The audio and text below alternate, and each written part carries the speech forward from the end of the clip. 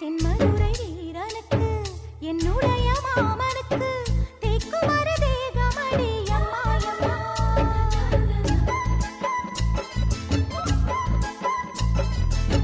மாமன் பெற்ற பெண்ணுனக்கு மையெழுதும் கண் எதுக்கு என்னை வந்து கொல்லுதடி அம்மா அம்மா.